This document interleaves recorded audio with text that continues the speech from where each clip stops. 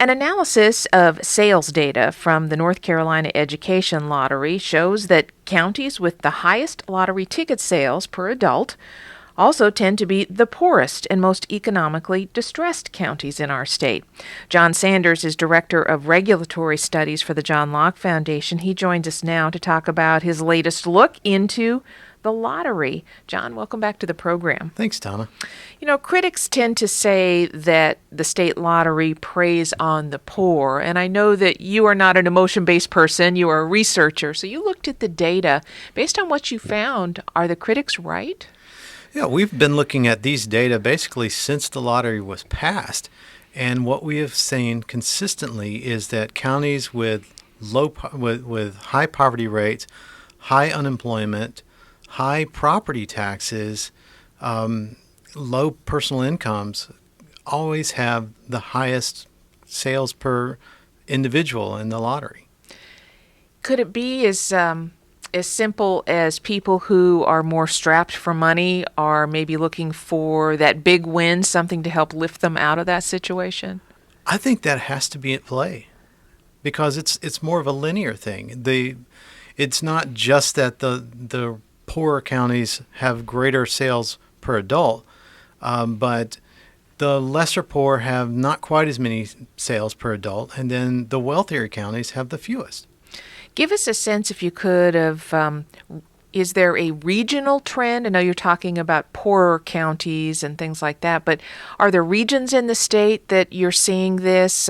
Is it more rural areas? Is it urban areas? Kind of give us a little bit of a profile of In this. trying to look at it, I mean, it does seem to be more of an eastern thing than some of the western counties, at least the mountain counties.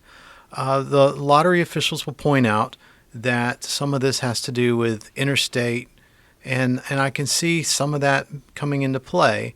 You can look at I-95, the I-95 corridor, and like 64, Highway 64, but that's not enough to explain these wide disparities that we keep finding. And that's an important point. You say that we keep finding. The lottery is, a couple decades old, something like that? Yeah, a little Almost over a decade, yeah. And you've been looking at this since the very beginning. Have you noticed any changes in this at all? No, not in terms of, we found consistently that the poorer counties have much noticeably different, higher sales. Jon, have you noticed any concerns about this type of data from policymakers over the years? Certainly there are some advocates who simply don't like the idea of gambling, or particularly a state-sponsored gambling. But are there lawmakers who are saying, maybe this isn't a good idea based on what we're seeing in the sales? I've certainly seen some on left and right who have concerns about it, but not anything approaching a movement. And we know also within the lottery that a component of the state lottery is an addiction hotline. Right. Which should tell you right off the bat that perhaps, that's an acknowledgement up front that this could be a problem, at least for some people. Right. We know we're kind of playing with fire, politically speaking. Well, Jon, the whole adoption of the state lottery in North Carolina is kind of wrapped in controversy over how it was done, et cetera. But I know that you have written a lot about the connection between state government and gambling. Give us a sense of your view about a state operating and endorsing gambling. Well, what we have in North Carolina is a government-blessed monopoly on gambling.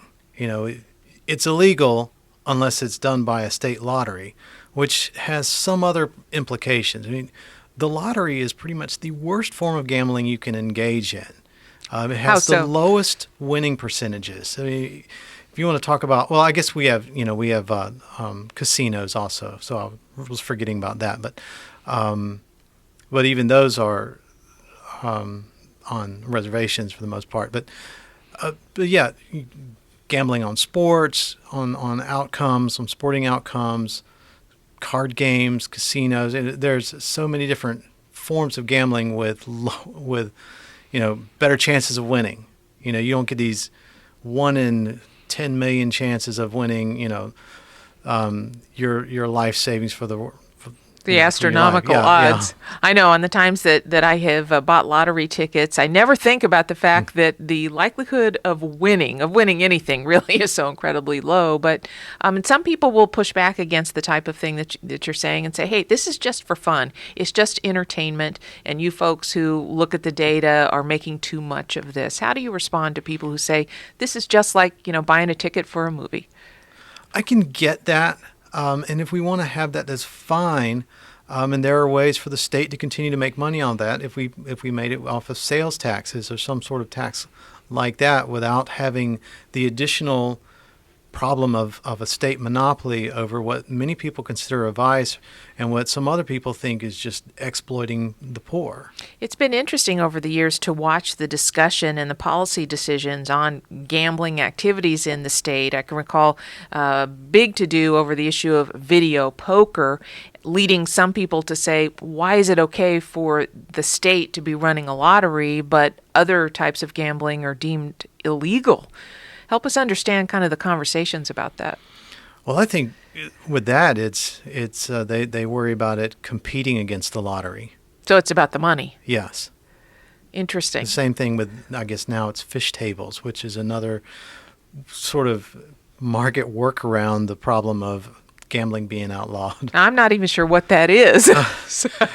Yeah, that's a long one to try to explain on the radio, Okay. But yeah, it's. The policymakers are probably going to take those off the market as well, I think.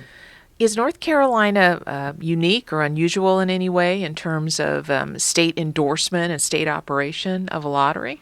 No, and in fact, that's one of the reasons why policymakers were inclined to get involved was because other states were doing it, and we were worried about losing whatever market there could be for lottery tickets to buying over the border. Now, it's called the North Carolina Education Lottery, so some proceeds do go to public schools. Yeah, that's what it's all about, supposedly. And I have argued since the beginning that that's a policy question. Money is fungible. Lottery money goes into a flow, basically, in the General Assembly.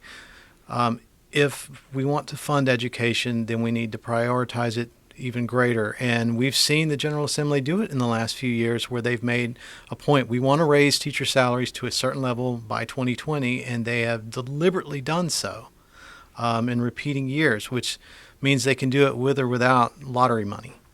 So, John, if you had the ear of state policymakers, and hopefully some of them are listening to this program right now, what would you offer as recommendations for a path forward when it comes to the state lottery? I think we should get rid of the state lottery and then return to an open budgeting process for education where we debate about it and talk about it in public instead of acting as if a certain portion is going to education and then everything else is up for debate.